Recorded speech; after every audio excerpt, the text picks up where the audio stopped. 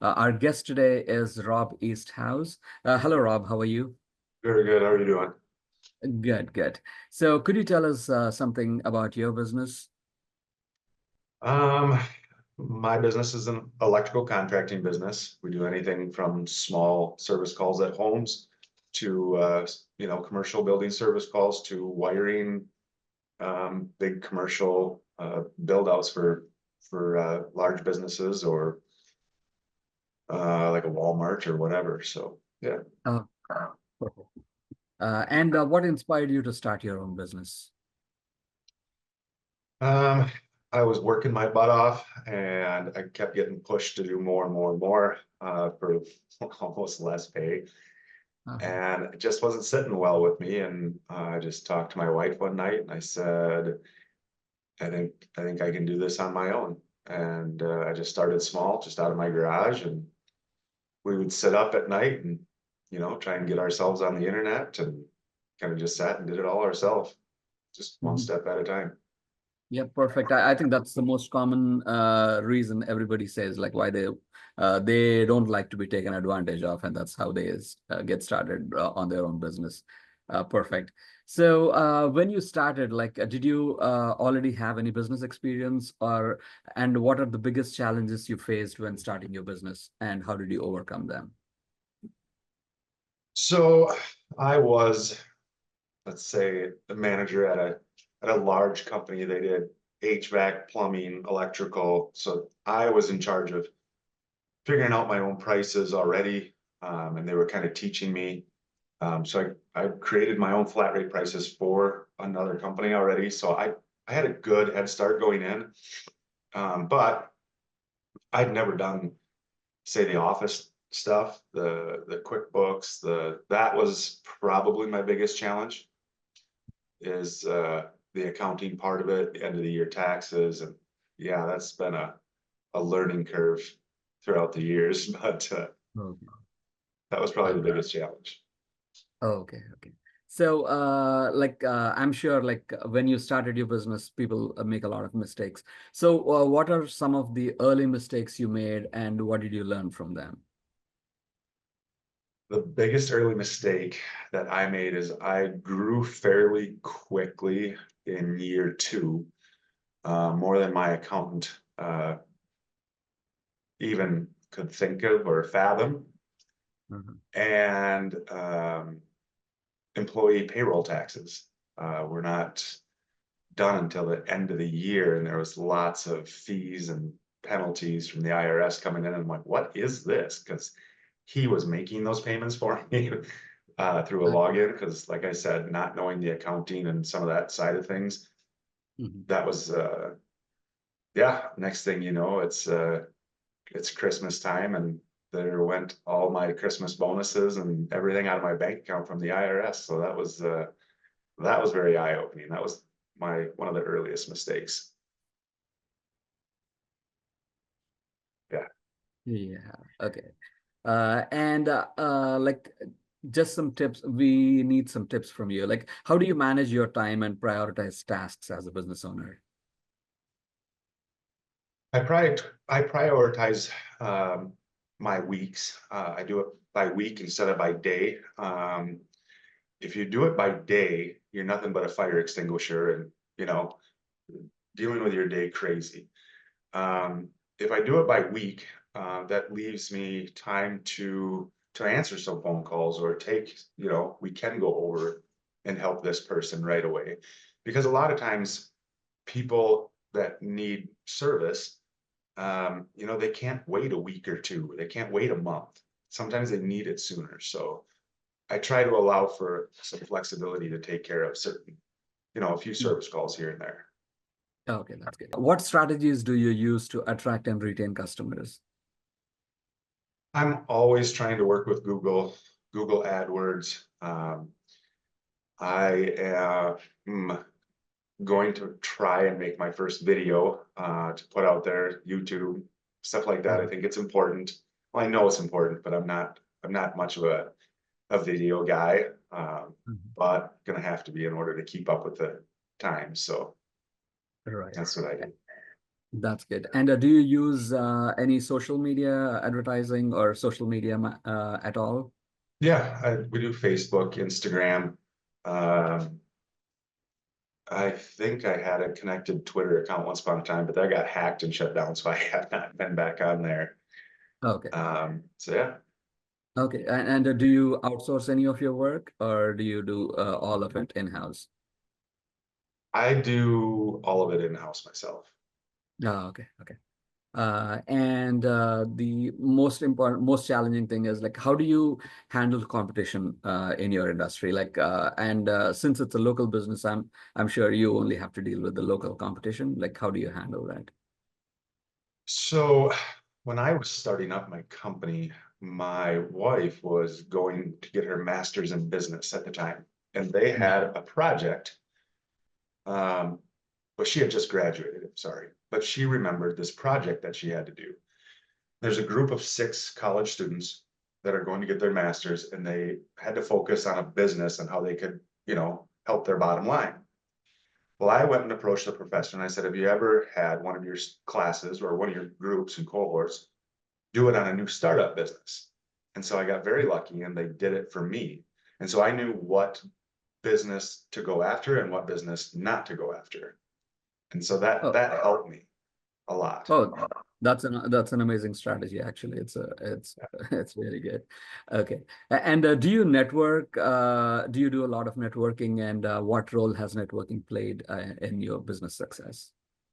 Networking is huge. Getting part of the Chamber of Commerce where you're at, the local builders association for us in the trades, getting your name out there, getting known for what you can, you know, just getting your face out there and being, yeah, here I am, I'm new. A lot of times when bigger contractors, they see somebody new, they're thinking smaller, probably smaller jobs right away, but they're also thinking cheap price. Mhm. Um, so you do the cheap price in the very beginning. Mhm. And as you do a good job, you become their friends. They don't shop around anymore. And then you price it how you need to. Um, and yeah, That's good. And how do you stay motivated and focused on your business goals? Like usually when you work for somebody, it's much easier because they give you the goals and you have to work for them. But when it's your own business, sometimes people tend to just relax. So how do you stay motivated? you know, motivation, motivation can be tough, right? Because motivation can come and go. Yeah. But it is a passion of mine. I do love this business. So I try to create habits. Once you create habits, you don't have to rely on motivation.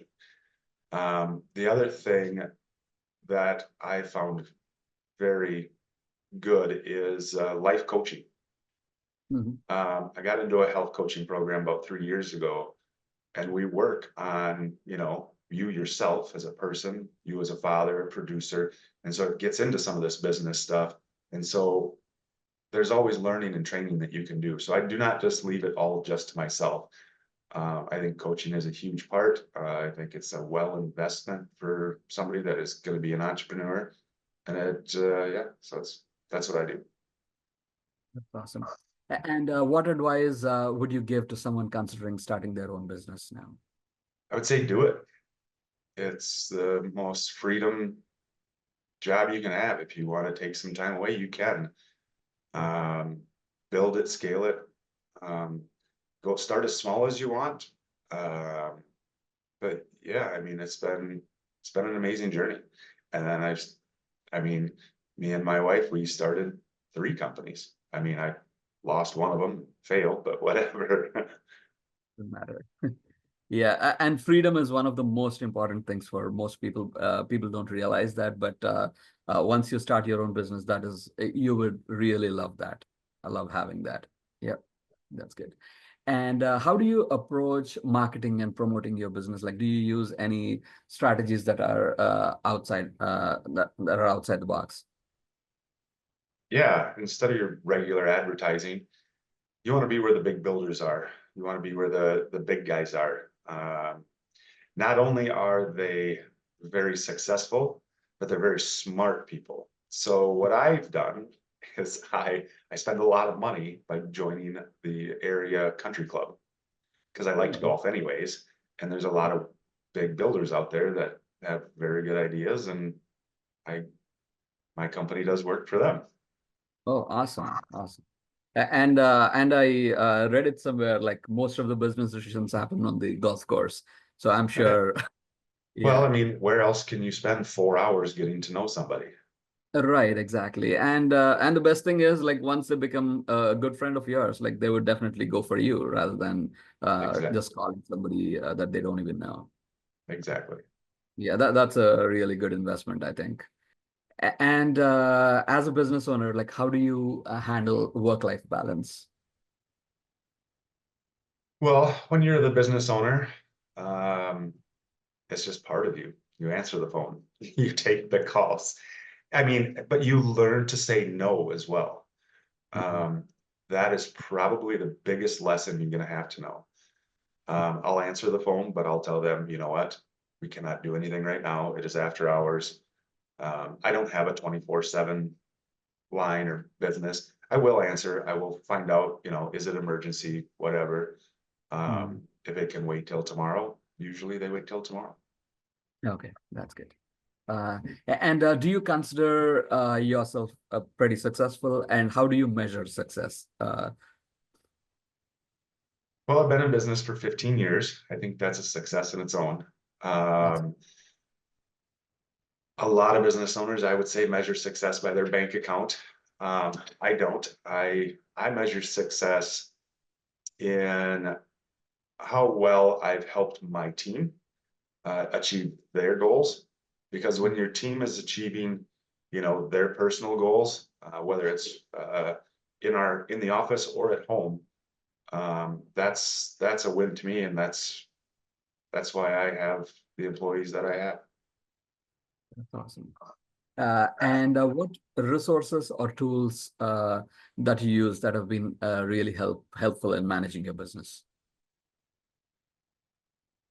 Um, finding the right app for scheduling customer service, or not customer service, CRM, Mhm. trying to think of the name of CRM. uh, it's customer retention. Finding some of that AI that automatically sends out things. That is huge. It not only does it save you a ton of time, but it also builds your online presence, and you don't have to do anything. So, Okay, that's good. And what has been your most significant achievement or milestone in your business journey? well, I'm gonna say it's the size of job. When I started just out of my garage and one pickup, um, probably the biggest job I did was 25 to 50,000, somewhere in there. Um, and the last job I did just this last year was right around 700,000. So that's probably my biggest achievement. That's awesome. Okay. And I'm sure, like as a business owner, in these past 15 years, you must have changed, you must have seen lots of changes in the businesses and lots of changes in the way people react or people on where you can gather customers. Like, how do you adapt to changes and challenges in your industry? Try it. You try everything. You Okay. don't let any leaf unturned. You have to give it a shot one way or another. Okay. That's Like, I'm good. very uncomfortable doing videos and YouTube, but I'm gonna try it. Okay, that's good. So, and the next thing is what qualities or skills do you think are most important for a successful entrepreneur? Cash flow. Keep an eye on your cash flow always. Cash is king. Um, yeah, and get your invoices out right away. Not that those two things, watch your cash flow, always stay on your invoices, get the bills out constantly, because your bills are always coming in no matter what. Right, that's right. Yep. Yep. Thank you very much, Rob.